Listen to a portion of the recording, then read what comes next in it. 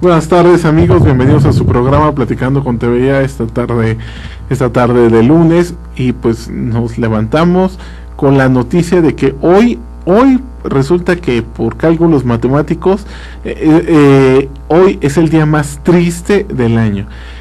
Cada vez que se dice que algo es por cálculos matemáticos, pues como que la gente se lo ve muy serio, lo ve muy profundo, pero bueno, cálculos matemáticos, pues sí, pues es un cálculo estadístico, y hay un estudio pseudocientífico de por qué hoy es el día más triste del año. Suena, pues no diría interesante, suena divertido, ¿no? El tema de que hoy lo analizaba López Dóriga en su noticiero de mediodía, y la razón, hay un instituto por ahí en Europa que determinó que hoy es el día más triste, y es porque hace frío, porque es muy corto el día,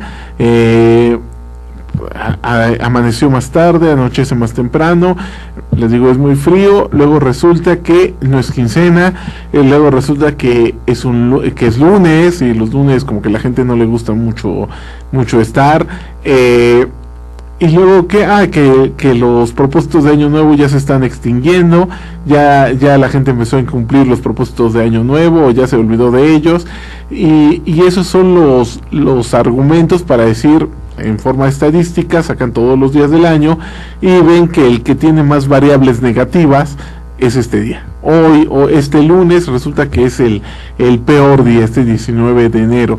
Y luego lo divertido es que este instituto además te da consejos para que no estés triste. Y está muy divertido porque los consejos era la alimentación. Tienes que cuidar el día de hoy tu alimentación. Entonces te dice, procura no comer carnes rojas, procura no comer porquerías, procura comer salmón. Se tenía que comer salmón el día de hoy, y salmón, que procuraras hacer cosas recreativas, que procuraras un montón de cosas, ¿no? Un montón de cosas que pues lamentablemente se necesita dinero para hacerlas.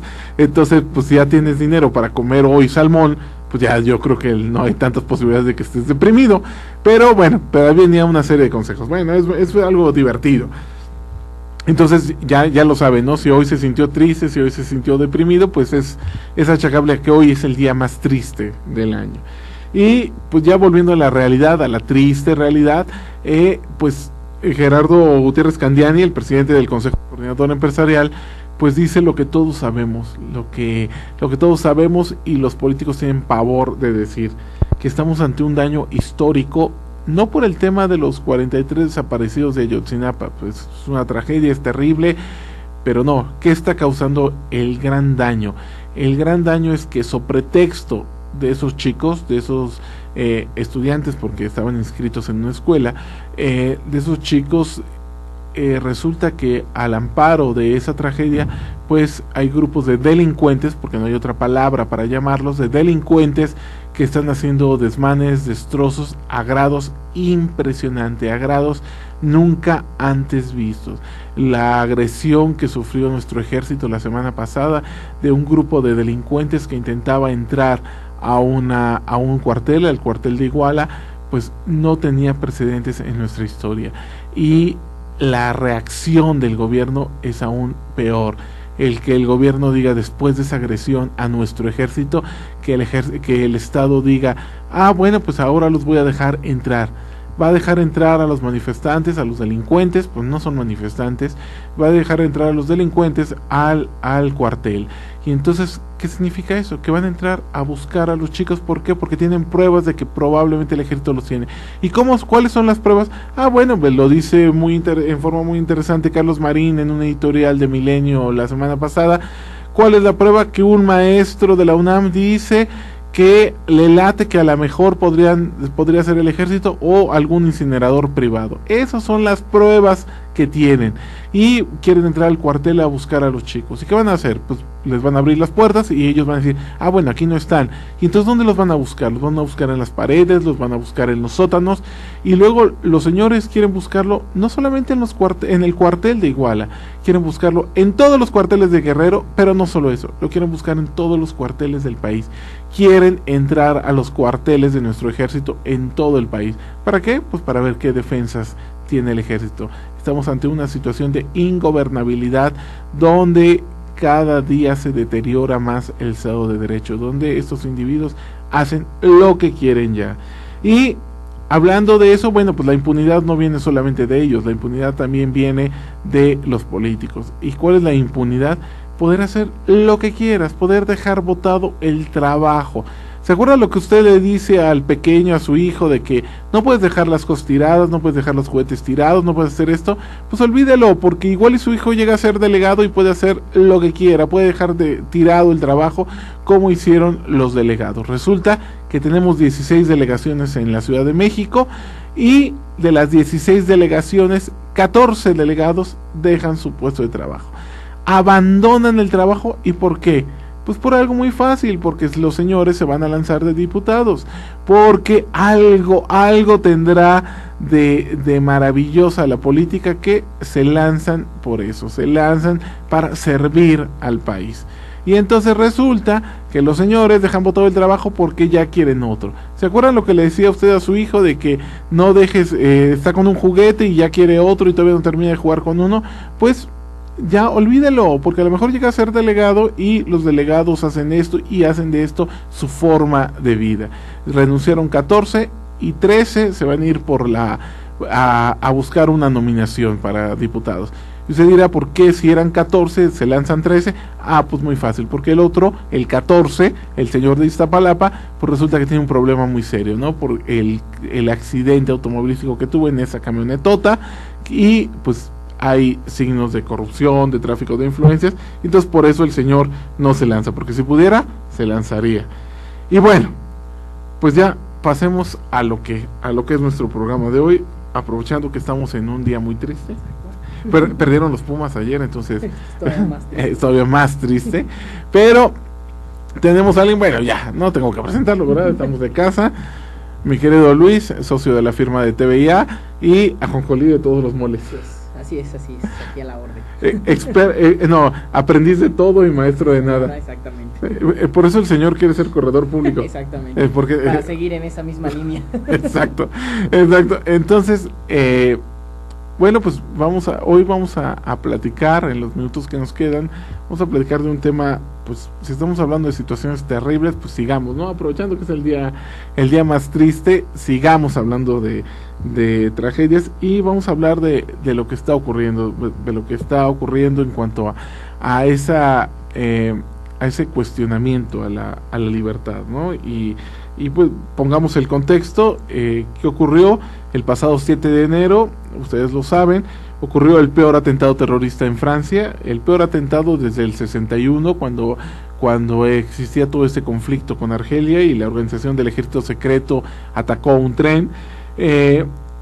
¿Y qué ocurrió el 7 de enero? Bueno, pues 2 hombres enmascarados, fuertemente armados, con AK-47 y con granadas, entraron en las oficinas del semanario satírico Charlie Hebdo, una revista, como aquí tenemos el Chamuco, como aquí funciona el Chamuco, igual, liberal, en cierta manera grosero, irreverente, muy divertida la revista, pero pues entran y matan a 12 personas, incluyendo al editor Char y a 2 agentes de policía. ¿Por qué había 2 agentes de policía? Bueno, porque la revista ya había recibido amenazas de fundamentalistas. ¿Por qué? Porque se atrevió a criticar al señor Mahoma, se atrevió a burlarse de esta figura, y bueno, tenía amenazas terroristas. Por eso había 2 policías, no sirvieron lamentablemente de nada y murieron en el atentado, y no solamente los 12 muertos, sino que además hubo 11 personas heridas. Luego, una semana después, bueno, pues la organización terrorista Al Qaeda reivindica el atentado y dice en algo que sería cómico si no fuera tan terrible, dice que la operación fue planeada contra aquellos que insultan al profeta elegido, en referencia a las caricaturas de Mahoma que publicó el semanario.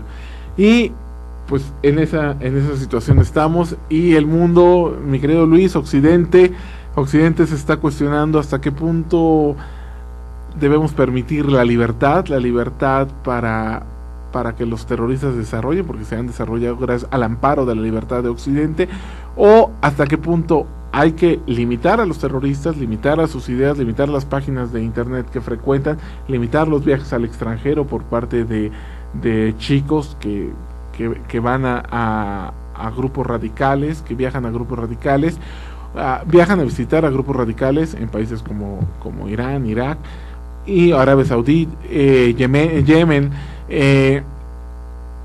¿Hasta qué punto hay que hacer eso? O hasta qué punto hay que, por el otro lado, autocensurarse, evitando hablar de temas que les molestan a los terroristas. Claro. ¿Cómo ves, mi querido Luis? Pues es difícil la situación que tenemos ahora, ¿no? Yo cuando hice algún estudio acerca del tema de libertad de expresión o derecho a la información, veía que los límites que existían o que existen incluso en la propia legislación, en la legislación mexicana acerca de la libertad de expresión, son demasiado ambiguos. Son demasiado ambiguos, como la moral, el derecho, las buenas costumbres de una época determinada, de una sociedad determinada. Bueno, son demasiado. Y a criterio del juez. Claro, a criterio del juez es demasiado ambiguo y eso es porque es muy difícil limitar la libertad de expresión. Es más, yo diría que es imposible tener de verdad un parámetro objetivo para poder llevar esto limitar esta libertad. Creo que sí es una libertad irrestricta, no sé si para bien o para mal, pero porque puede ser utilizada para los dos lados. Es decir, cuando se defiende la libertad de expresión en el sentido de se puede decir lo que sea, estás hablando tanto de la revista de Charlie Hebdo como de los fundamentalistas. Es decir, las páginas de internet que tienen, las formas en que entrenan a sus seguidores, o las ideas que difunden a través de redes sociales, sigue siendo libertad de expresión de ellos. Porque claro, nosotros nada más lo vemos de este lado, es decir, vemos la libertad de expresión de este lado, pero del otro lado, tú lo decías ahorita, por ejemplo, ¿qué hacemos, no? O sea, limitamos el tema de videos que hacen ellos, de publicaciones que hacen ellos. Pues no lo sé, ¿no será libertad de ellos? ¿No tendrán también los terroristas libertad de expresión? Sí, pero es otra. Sí, claro que es otra. Y te diré por qué es otra. Porque Charlie Hebdo lo que hace es simplemente burlarse de una religión cualquiera, de la cristiana o de la musulmana o de la judía o de la que porque sea. Ni siquiera era su objetivo principal la musulmana. Exacto. Entonces te burlas de Mahoma, te burlas de Cristo, te burlas de la Virgen, te burlas de quien sea. Eso es una cosa. Pero otra cosa es difundir mensajes para provocar asesinatos, para provocar fanatismo, para muertes. Si yo me burlo de Mahoma, el señor Mahoma no le va a pasar nada, no se va a morir el señor Mahoma. Pero no es una provocación. ¿Pero por qué provocación? Por decir cosas que, o sea, si a ti te ofende que yo me vista de azul, el vestirme de azul es una provocación. Yo creo que no, yo creo que el que está mal eres tú. Claro, pero si lo ves, pero velo desde el punto de vista también del terrorista. O sea, ahora ve la libertad de expresión del terrorista. Él dice exactamente lo mismo. Dice, o sea, yo lo único que digo es que deberían de cumplir con esto, y quien no cumpla con esto no debería de, no tiene la suficiente, el valor suficiente como para estar en este mundo. No, bueno, no, pero es una cosa diferente. No, el terrorista está bien. Los fundamentalistas pueden decir que es pecado y que nos vamos a ir al infierno por burlarnos del señor Mahoma. Eso está bien, que digan eso. Igual que también si me burlo de la Virgen, de la Virgen, o me burlo de la cultura judía o de la religión judía, me burlo del Cábala, me burlo de los testigos de Jehová, me burlo de cualquier religión. Está bien que alguien diga que me voy a ir a los infiernos o que me va a castigar un dios o cualquier cosa, está bien, pero de eso a decir mátenlo, es una diferencia abismal. Pero no es una orden directa, es decir, no es una orden directa a una persona en particular. No, claro, no, pues es a un pasivo contingente. Imagínate cuando queman a Peña Nieto en las festividades. Está bien, por ejemplo, te voy a poner... Si una turba iracunda lo agarrara y lo quemara... No, güey, pero te voy a decir... Sería increíble, o sea, sería no, ¿cómo sería increíble? O sea, sería espantoso, pues. Pero por ejemplo, a ver, cito otro ejemplo. No es una acción que implica evidentemente una expresión que está protegida por la libertad de expresión. Yo te voy a decir casos de México. Lo que tú dices, queman el muñeco de Peña Nieto. Yo lo veo y parte de la cultura, sus usos y costumbres, está bien.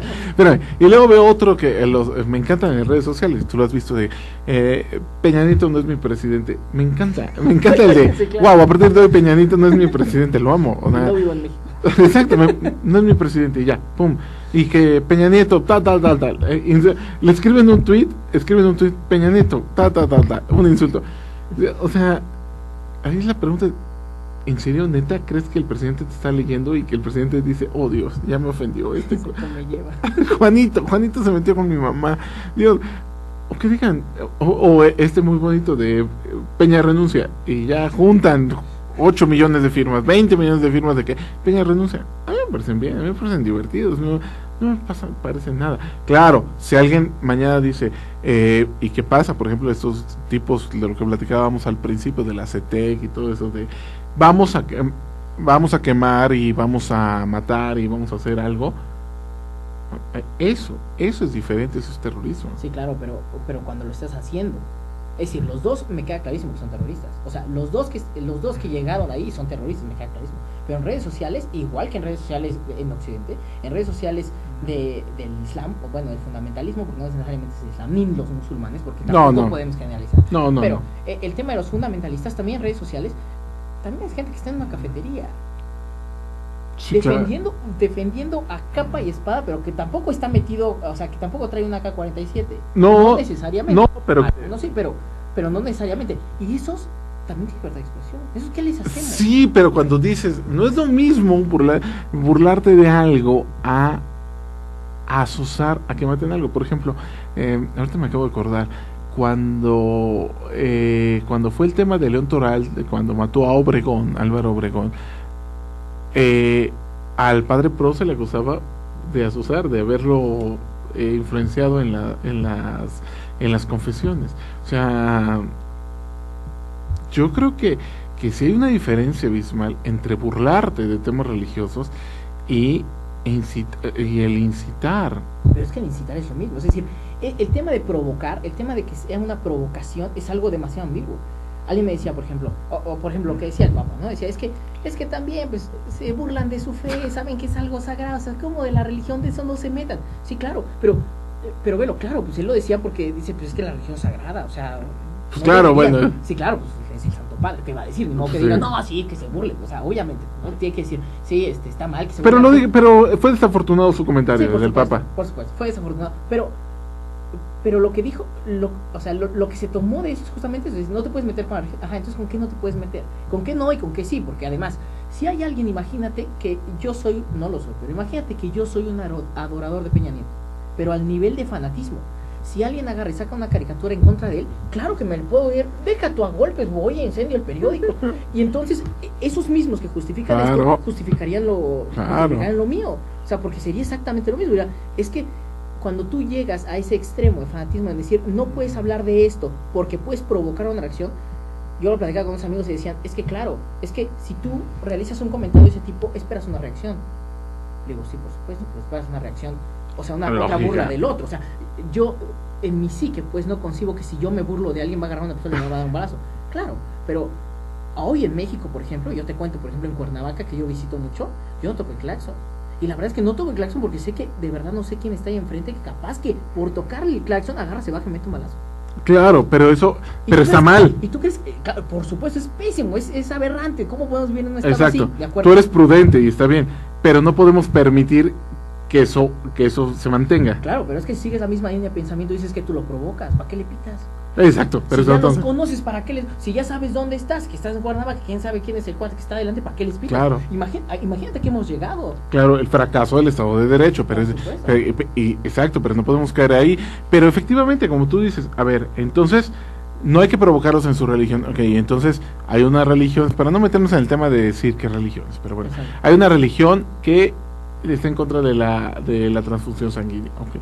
Entonces, si el doctor quiere practicarle una transfusión sanguínea al hijo porque no se va a morir, entonces ya está violentando su religión, violentando sus creencias. Y no eres un fanático, agarra y lo mata. Claro, entonces... Pues ahí está, ya ve, pues es que lo provocan. Claro. Ya saben que no toma transfusiones, si le hace transfusión, pues lo está provocando para que le haga algo. Claro. Eso es horrible, o sea, es impensable. Otro caso, David Koresh, este tipo fanático en Waco, Texas, que hace su secta y entonces que se están preparando para el juicio final y los tiene enclaustrados en una granja y con armamento y todo, y hay aberraciones ahí, y pues llega la policía y entra y ya viene el enfrentamiento. Decían, es que vulnera los derechos de David Koresh, libertad. Demonios, eso no es libertad. El tipo, hace muchos años, pues que tú naciste ayer, pero en los 70s, en la Guyana, un tipo hizo que se suicidaran todos porque iba a pasar una nave espacial a recogerlos. Que seguramente lo dicen. Los Simpsons. A mí me tocó en Los Simpsons. El capítulo que viste en Los Simpsons se basa en eso. En lo de la Guyana de este cuate, que el loco que va a pasar una nave espacial. Y después de muerte, alguien dijo, ¿se imaginan que estén en la nave muertos de la risa viéndonos? Claro. Pero entonces, yo creo que hay un límite que debemos limitar, que se me hace muy difícil, pero tenemos leyes, tenemos instituciones que debemos utilizar, porque estamos ante un enemigo que no es normal, no es normal, aparte de que no es normal de la cabeza, pero no es normal porque no tiene territorio, porque no sigue las reglas del juego normal. Si tú me atacas, si tú eres mi enemigo y me agredes o me quieres matar, sé que hay algo en ti, que es que tienes miedo a morir. Es decir, claro, de la misma manera que me quieres matar, tú tienes miedo a morir. Entonces llegará un límite donde tú no quieres morir. Cuando el pueblo judío se enfrentó a los nazis en la Segunda Guerra Mundial, el pueblo judío, un pueblo heroico durante 4000 años, sabía lo que era negociar por vivir, ¿no? Entonces sabía que lo perseguían, lo atacaban, y bueno, llegó un momento donde el pueblo judío podía negociar, podía pagar por vivir. Lo que les sorprende en la Segunda Guerra Mundial es que los nazis no están dispuestos a negociar, no tienen por qué negociar. Es decir, ¿qué me puedes ofrecer para vivir? Si te voy a matar y me voy a quedar con todo. El pueblo judío no estaba preparado para los nazis, porque nunca había visto eso. Siempre los peores que los habían perseguido, los romanos cuando los persiguieron, en el tema de la intifada, cuando los persiguen, aún los romanos querían negociar, aceptaban, o sea, no te odio, no te desprecio a tal nivel de querer exterminarte. Claro, te estoy avasallando, pero dame algo a cambio. Los nazis no, los nazis, quiero matarte. Bueno, pero aún los nazis tenían miedo a morir. Los soldados nazis tenían miedo a morir. Y por eso fueron tan dañinos en la Segunda Guerra Mundial los soldados kamikazes de Japón, porque esos se lanzaban los aviones suicidas, se aventaban contra los barcos, ¿no? Por eso eran tan peligrosos. ¿Cómo te enfrentas a alguien que desprecia tu vida tanto como desprecia la suya? Es imposible, por eso es tan complicado. Ahora en nuestros tiempos, ¿cómo combates el terrorismo? El cuate no tiene miedo a morir. Claro, pero un gran problema también del terrorismo es justamente eso, que no es un enemigo visible. Pero al no ser un enemigo visible, sí, lo que provoca también... Perdona que te interrumpa, porque nos tenemos que ir a pausa y mi productor sí es un poco terrorista. Perdón, vámonos a pausa.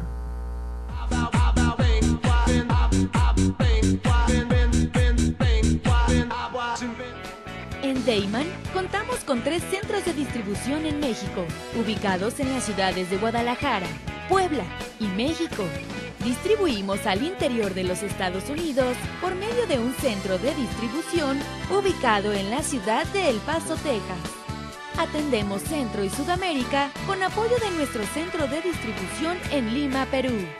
Actualmente comercializamos nuestros productos en España a través de nuestro distribuidor ubicado en Madrid, lo que nos permite ser una empresa de talla internacional, dispuesta a servirle y brindarle asesoría para el óptimo uso de nuestra amplia gama de productos. Cabe destacar que todos los productos elaborados en Deiman se fabrican con ingredientes aprobados por la Secretaría de Salud en México y FDA en Estados Unidos. Contamos con capacidades operativas, certificados kosher, programas de buenas prácticas de manufactura, controles de saneamiento, sistema de atención a quejas y reclamaciones, seguridad industrial, auditorías internas y un programa de trazabilidad y recuperación de producto. Deiman, proveedores de color y sabor por excelencia. Ruiz Robles, corredores públicos y peritos traductores. Trabajamos para darles seguridad, confianza y un servicio profesional en sus asuntos relacionados a fe pública, valuación, arbitraje comercial, asesoría jurídica y traducciones. Para nosotros lo más importante es su satisfacción, brindándole además la asesoría jurídica necesaria en su negocio, con un equipo de profesionales capacitados para prevenir y resolver situaciones de riesgo en su empresa. Le aseguramos una asistencia profesional personalizada y humana a quien consideramos más importante, el cliente, porque las oportunidades pequeñas son el principio de las grandes empresas.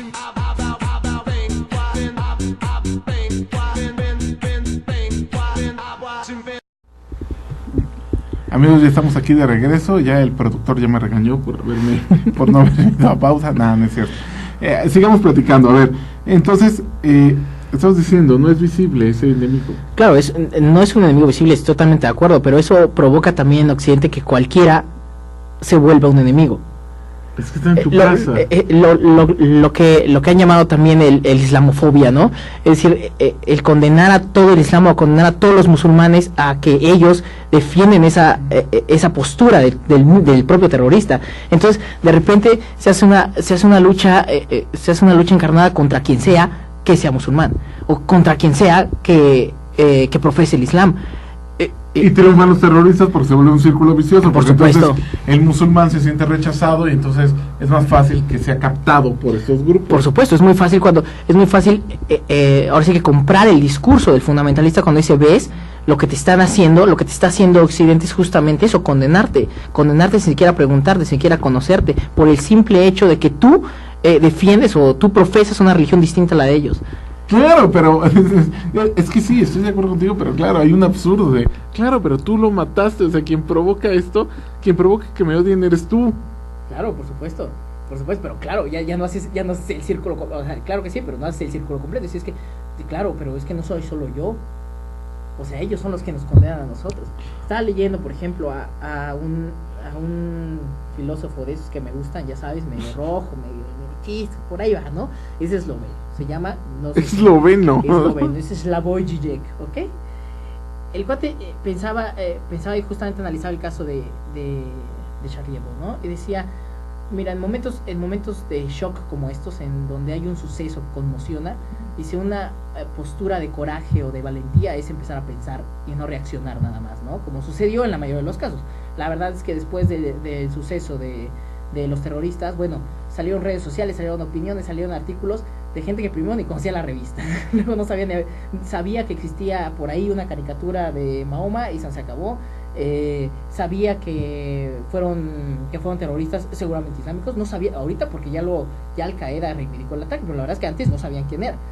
Entonces salieron un montón y no faltaban las teorías conspiracionistas de que había sido la CIA. Por supuesto, como siempre, ¿no? Que la CIA los fue a matar y tal. Pues ellos dicen que son, por ejemplo, Noam Chomsky dice, es que la CIA fue la que creó el Estado Islámico. Sí, claro, sí. No, pero para enfrente, como elemento para, perdón que te interrumpa, si tú ves, ¿cuál es? Rambo 3. En Rambo 3, Rambo, es muy interesante ver Rambo 3, fíjate, porque en Rambo 3, resulta que, déjame regresarme, y perdón que te interrumpa, no se te olvide la idea. Afganistán tiene una peculiaridad, la orografía de Afganistán hace que sea muy difícil dominarla, y la guerrilla se puede ocultar muy fácil en las montañas, es muy complicado, en muchas cuevas, y entonces los ingleses al principio del siglo XX no pudieron dominar Afganistán. Los soviéticos en los 70s no pudieron, y los estadounidenses tampoco pudieron dominarlo. Pero ¿qué pasó cuando los soviéticos en el 79 invadieron Afganistán? Invaden Afganistán, imponen su dictadura, pero no la logran controlar del todo. Hay una guerrilla, y esa guerrilla, ¿quiénes eran? Esa guerrilla son los talibán. Era el talibán.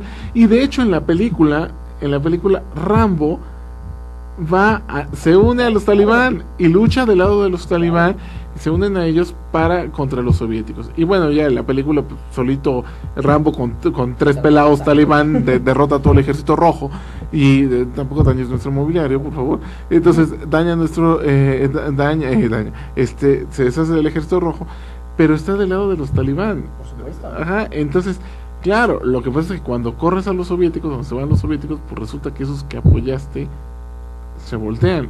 Sí, claro. Y son los fundamentalistas.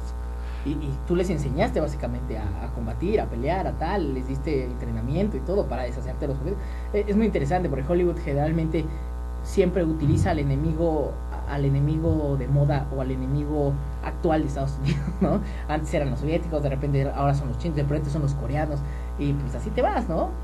Vas a ver el próximo Misión Imposible, seguro va a ser en Corea, va a ser del lado asiático, pero bueno, así estará, ¿no? Sí, claro, pero es que el tema, y ahí vamos,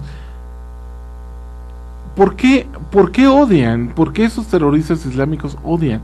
Y coincido contigo, o sea, no es todo el pueblo islámico, no, pero son los fundamentalistas islámicos. ¿Por qué odian a Occidente? No odian porque Estados Unidos sea un imperio, no odian porque Estados Unidos imponga su ley en todo el mundo, no es cierto.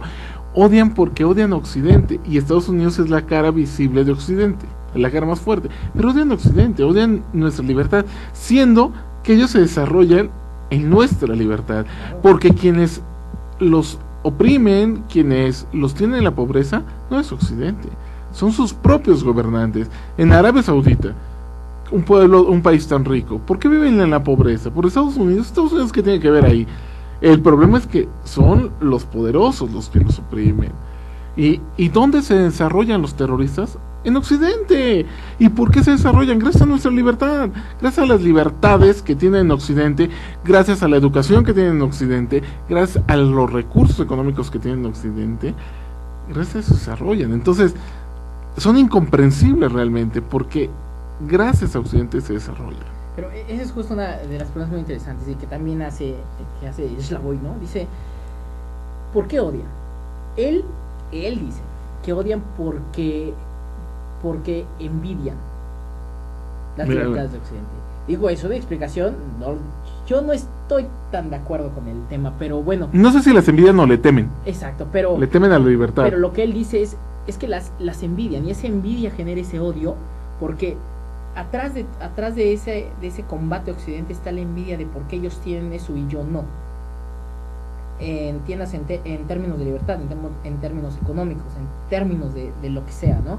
De hecho, él hace una comparación y dice, ellos nos ven, si nosotros analizáramos el tema desde el punto de vista de Nietzsche, por ejemplo, dirían, nosotros Occidente somos el último hombre de Nietzsche, y entonces el terrorista se convertiría en el superhombre de Nietzsche.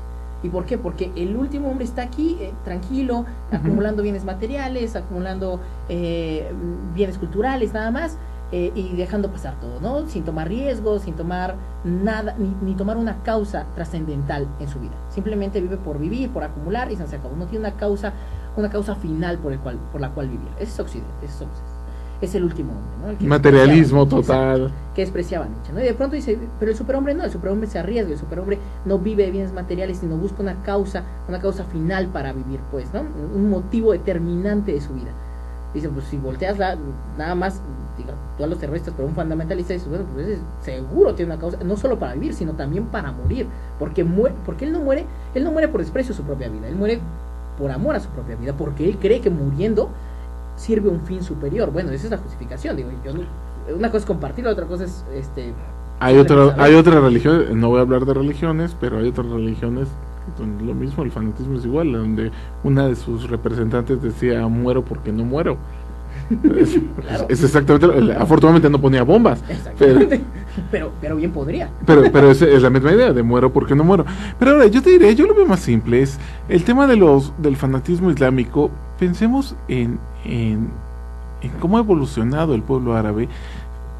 Fíjate, no ha evolucionado, es una involución, es muy curioso. Y había una escritora mexicana que hablaba, bueno, mexicana porque vino a vivir a México, Ikram Antaki, ya murió. Ikram Antaki era es una historia muy curiosa la de Ikram Taki, porque Ikram Taki era siria que se fue a estudiar a París, y entonces regresa de París a su casa después de muchos años, y llega a su casa en Siria, era acomodada, pero en Siria de todos modos, y entonces ve a las mujeres en el piso, los hombres de otro lado, ya sabes, como las costumbres árabes de segregación hacia la mujer, y entonces lo ve, y ella vivió en París, entonces lo ve horrible, ve a su familia espantosa, su pueblo, todo espantoso. Entonces dice, se subió corriendo a su habitación, entonces que saca un mapa mundi, que lo extiende, que pone un compás, y que busca los dos lugares más lejanos de Siria, y entonces que le sale Japón y México. Entonces dijo, México, y ya se vino a vivir a México, y entonces aquí escribió muchos libros, y Ikram Taki decía que lo que pasa con los árabes tienes que partir desde su fundador, ¿no? El fundador del cristianismo y el fundador del islam. El fundador sin meterte en cuestiones religiosas o que creas en Dios o no creas en Dios, el fundador del cristianismo perdió en vida, ya se ganó y ganó el cielo y todo eso, en vida perdió, pues lo terminaron matando, ¿sí? Lo crucificaron, murió pobre, falló, bueno, no falló, murió, bueno, perdió ante los ojos humanos, ¿no? Pues claro. En cambio Mahoma triunfó, ¿sí? Triunfó, pues fue un conquistador, ¿no? Y entonces ahí viene toda la ideología. El cristianismo es una religión de busca la humildad, la sencillez, o que lo logren o no, ese es otro rollo, pero promueve la sencillez, la humildad de Cristo y demás. El Mahoma no es el tema de negociar nada, porque somos victoriosos, aplastamos al infiel, ¿no? Bueno, ¿qué pasa? En la Edad Media los musulmanes eran mucho más desarrollados culturalmente hablando que los cristianos.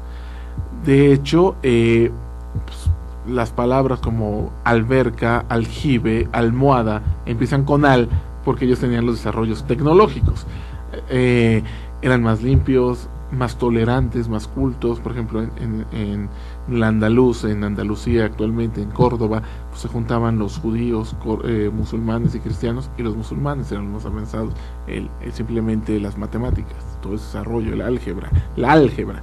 Bueno, pero eran conquistadores, dominaban Andalucía. Viene todo el tema de la reconquista, viene 1492, la caída de Granada, el crecimiento, el florecimiento de Occidente, el desarrollo de Occidente, nuestro renacimiento.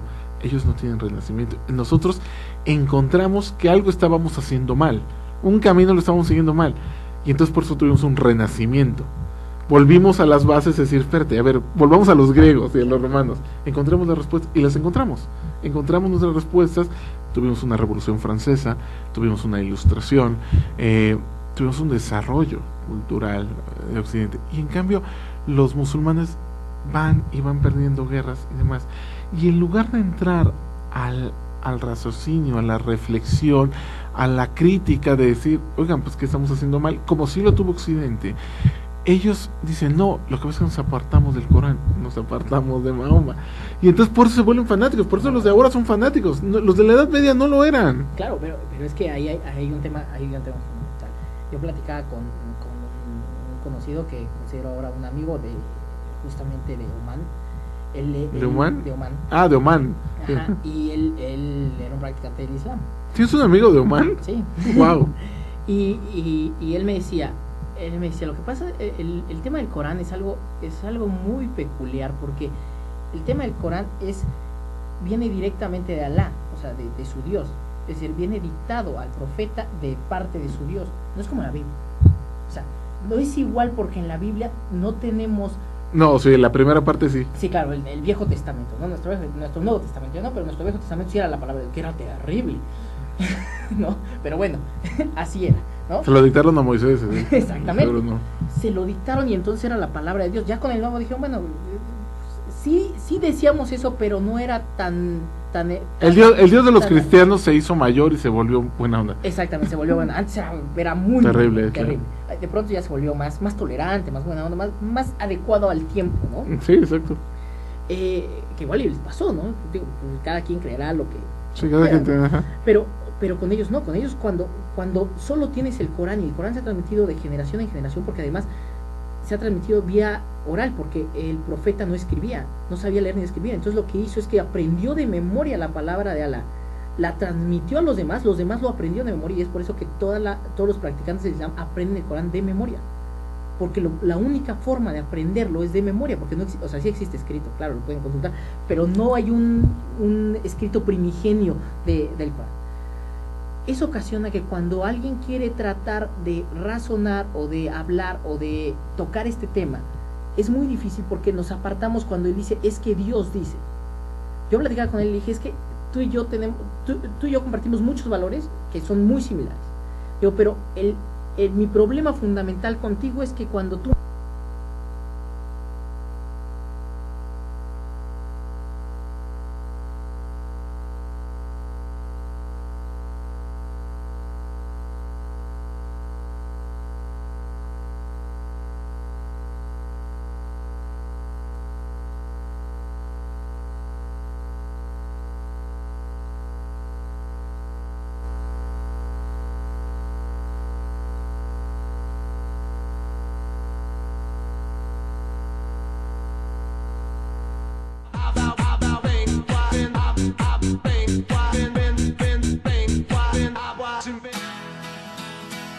Crea tu propio negocio. Haz realidad tu proyecto. Comparte ideas para ganar dinero. Impulsa y entrena tu talento.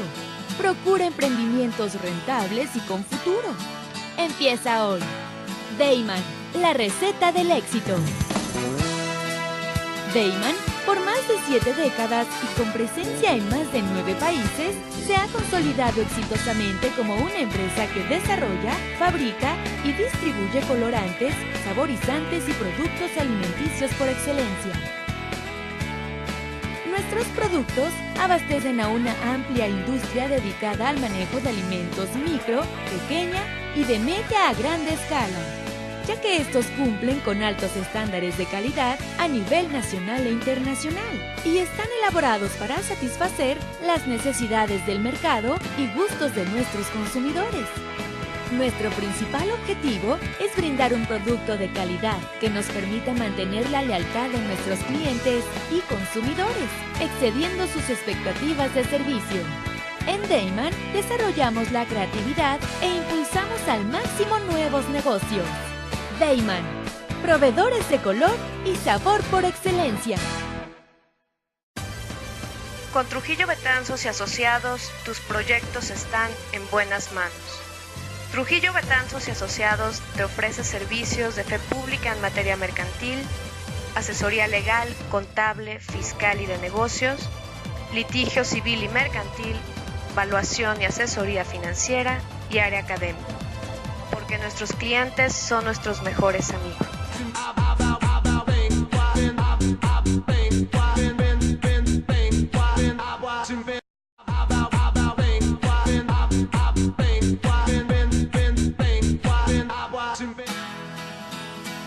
Crea tu propio negocio. Haz realidad tu proyecto. Comparte ideas para ganar dinero. Impulsa y entrena tu talento. Procura emprendimientos rentables y con futuro. Empieza hoy. Dayman, la receta del éxito. Dayman, por más de 7 décadas y con presencia en más de 9 países, se ha consolidado exitosamente como una empresa que desarrolla, fabrica y distribuye colorantes, saborizantes y productos alimenticios por excelencia. Nuestros productos abastecen a una amplia industria dedicada al manejo de alimentos micro, pequeña y de media a grande escala, ya que estos cumplen con altos estándares de calidad a nivel nacional e internacional y están elaborados para satisfacer las necesidades del mercado y gustos de nuestros consumidores. Nuestro principal objetivo es brindar un producto de calidad que nos permita mantener la lealtad de nuestros clientes y consumidores, excediendo sus expectativas de servicio. En Dayman desarrollamos la creatividad e impulsamos al máximo nuevos negocios. Dayman, proveedores de color y sabor por excelencia. Con Trujillo Betanzos y Asociados, tus proyectos están en buenas manos. Trujillo Betanzos y Asociados te ofrece servicios de fe pública en materia mercantil, asesoría legal, contable, fiscal y de negocios, litigio civil y mercantil, evaluación y asesoría financiera y área académica, porque nuestros clientes son nuestros mejores amigos.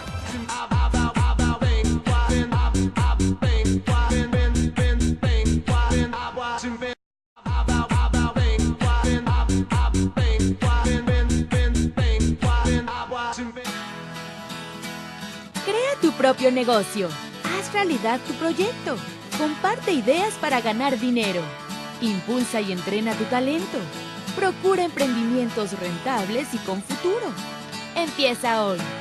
Dayman, la receta del éxito. Dayman, por más de 7 décadas y con presencia en más de 9 países, se ha consolidado exitosamente como una empresa que desarrolla, fabrica y distribuye colorantes, saborizantes y productos alimenticios por excelencia.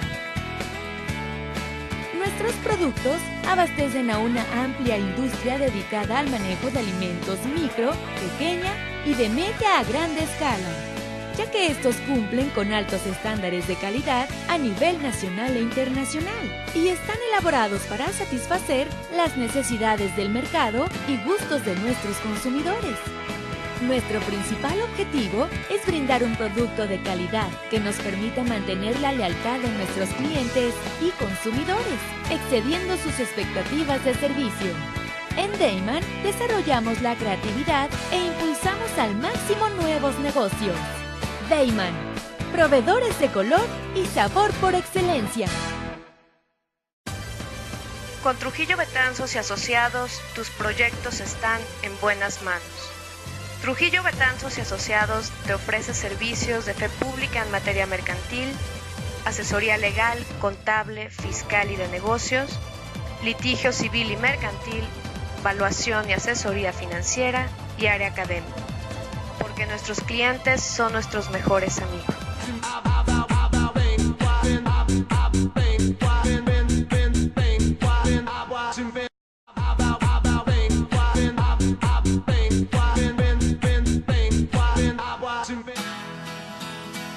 Crea tu propio negocio.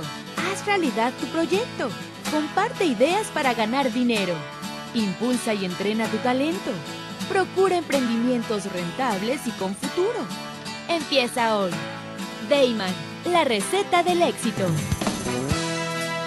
Dayman, por más de 7 décadas y con presencia en más de 9 países, se ha consolidado exitosamente como una empresa que desarrolla, fabrica y distribuye colorantes, saborizantes y productos alimenticios por excelencia. Nuestros productos abastecen a una amplia industria dedicada al manejo de alimentos micro, pequeña y de media a grande escala, ya que estos cumplen con altos estándares de calidad.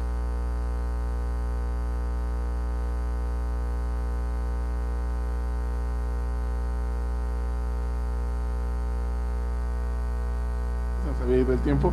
Estamos en esta parte final, nos quedan un par de minutillos. Mi querido Luis, ¿qué opinas? ¿Cómo ves esta situación? Pues mira, creo que me voy a quedar con una conclusión que leía hace poco, que decía: frente a hechos como estos, en donde a diario se multiplican las preguntas, a cada instante se acaban las respuestas definitivas. Creo que efectivamente no puedes dar una respuesta definitiva a un tema como este, ni puedes tener una convicción o una opinión tan tajante respecto a estos temas, porque justamente de eso se trata el fundamentalismo, de tener una respuesta tajante a estos temas y de ni siquiera entrar a la discusión porque vaya en contra de tus propias ideas, ¿no? Entonces creo que pues, en eso estamos, y ojalá la cultura y el Estado de Derecho se impongan ante estos terroristas, ¿no? Yo creo que algo esperanzador para nuestra civilización dentro de esta barbarie es que una noticia que estaba leyendo, que se han incrementado en Francia las ventas de libros de Voltaire sobre la tolerancia.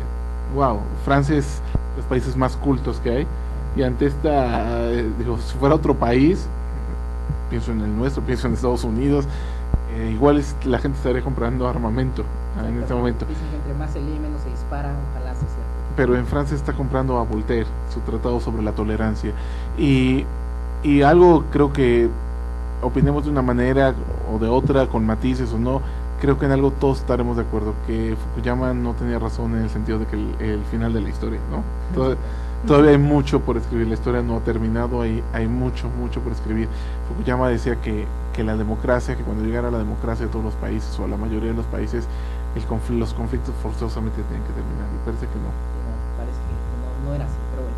Muy bien, Luis, pues muchísimas gracias por habernos acompañado esta tarde de lunes. Gracias a ustedes, amigos, por estar aquí con nosotros en una emisión más de Platicando con TVA, y aquí estaremos el próximo lunes hablando de estos temas.